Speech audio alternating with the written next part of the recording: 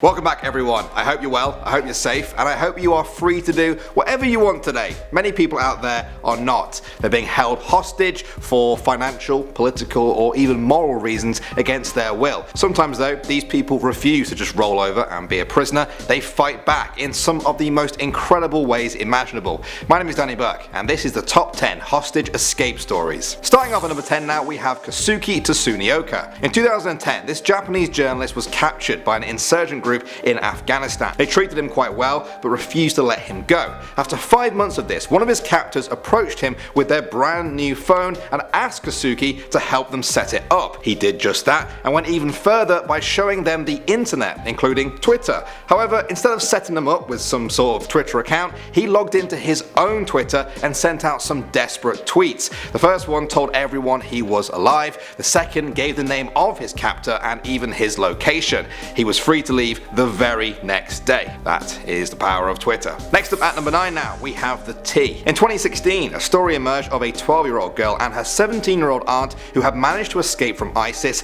and it involved a cup of tea. The Yazdi woman and girl had been held by the terrorists in Iraq for months with no hope of escape. Now despite this, the terrorists would give them some basic amenities. One day the girl asked for some pills to help them sleep. They got them, but they didn't take any for themselves. They waited and then slipped the pills into the tea that their captors were drinking. They passed out into a deep sleep, and the girls managed to escape back to their families. Alright, moving on to number 8 now, we have Rambo. In 2009, a French security agent called Marc Aubrière was captured in Somalia by insurgents. They announced that Marc and another agent were to be tried under Islamic law for spying and entering Somalia illegally to assist an enemy of Allah. The French government was quite worried. 6 weeks passed and it didn't seem like they would be able to get them back. Other hostages had been killed by the group before. And then, one day, Mark walked up to a group of peacekeepers at the president's palace, identified himself, and demanded to be given a safe haven. It turned out that he had killed 3 of his guards and escaped in the middle of the night. He said he was in quite a good mood shortly before his flight home to France. The French Foreign Ministry declined to give any more details, leading many people to picture Mark as some sort of crazy Rambo type figure who turned the tables on those that were about to kill him. Alright, at the number 7 spot now, we have the flight. In 2007, a flight to the Canary Islands was hijacked by a man who was trying to seek political asylum in France. He held the pilot at gunpoint and told him to head back to France.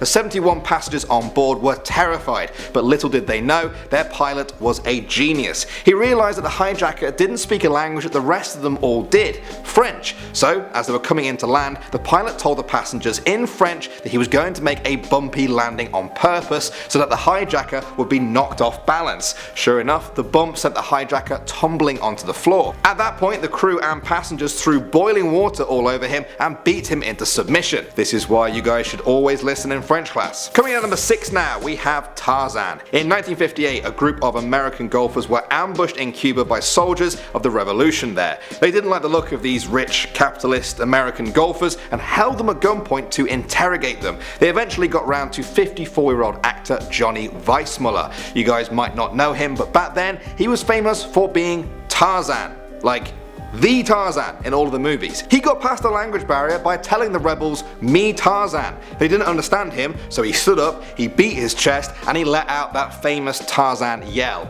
just like this.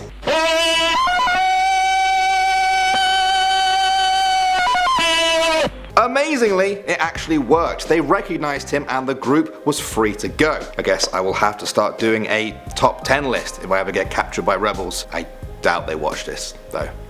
Okay, coming out number 5 now, we have The Bed. This is the incredible story of Mohammed Sadiq Al-Tajir. He was the brother of a billionaire Arab ambassador in London. He was walking home in London in 1986 when he was kidnapped by 4 men who were asking for over $70 million from his family for his safe return. After 10 days of being chained to a bed, they told him that he would be released the very next day. He didn't believe this though, and when they weren't around, he got up and dragged the whole bed out of the room room because it was chained to him. He went down the stairs and out into the street. He knocked on the door of a woman who was very shocked to see a man handcuffed to a bed asking for help. It turns out that he really was going to be released the next day, but it still makes a pretty good story. Moving on to number 4 now, we have Parcheesi. In 2008, American journalist David Rode was captured by the Taliban. They held him there for 7 months while making crazy demands such as the release of all other Taliban prisoners. David and his fellow prisoner knew their only way to get past the guards was for them to actually lower their guard. So they decided to make them sleepy by playing Parcheesi with them,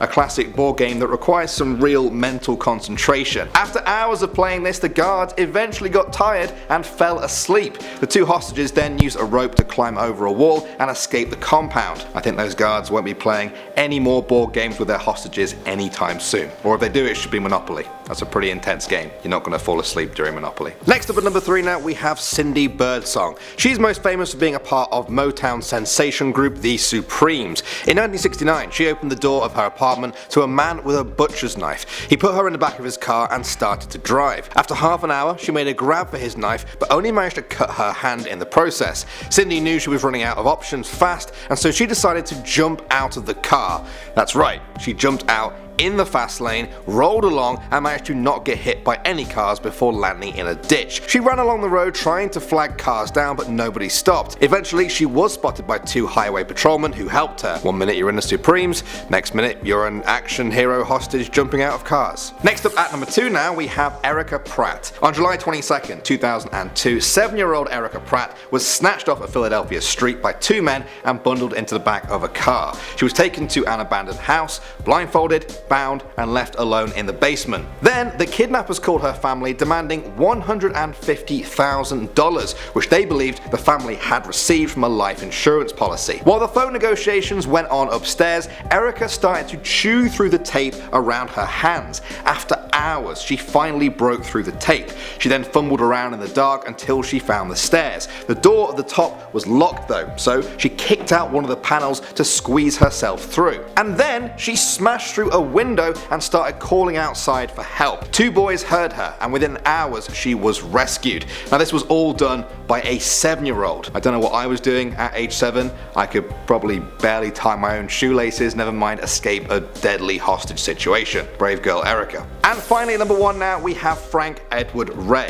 In 1976, Ray was a bus driver whose bus was hijacked with 26 children on board. The kidnappers drove around for a while before taking them to a quarry and blocking off their escape. They were there for 11 hours while the kidnappers demanded $5 million from the families of the kids. Now during this time, Ray managed to push the roof of the bus open, which the men had weighed down with 2 100-pound batteries. He then used a stacked pile of mattresses to escape out of the hole with all of the kids. Ray made sure that every single last kid was safe before leaving the scene himself. The kidnappers fled when they realized what had happened, but Ray had actually memorized their number plate, which did lead to their arrest. What an incredible guy. Alright guys, if you like this, you will probably love our secret messages sent by hostages video. Some very interesting stories in that one to keep you busy for now. Until next time, I am Danny Burke. Thank you as always for watching, and I will see you all in the next video.